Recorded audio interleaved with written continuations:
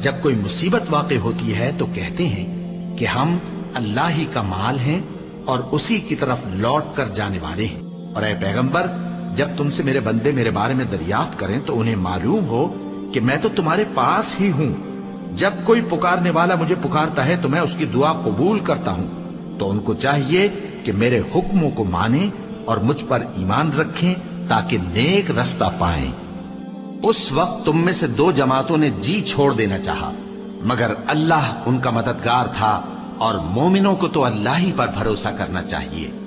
और उस मदद को तो अल्लाह ने तुम्हारे लिए जरिया बिशारत बनाया, यानी इसलिए कि तुम्हारे दिलों को उससे इत्मीनान हासिल हो, वरना मदद तो अल्लाह ही की तरफ से होती है जो गालिब है, हिकमत वाला है। और बद्दिल न होना और न गम करना, अगर तुम सच्चे मोमिन हो तो तुम ही गालिब रहोगे।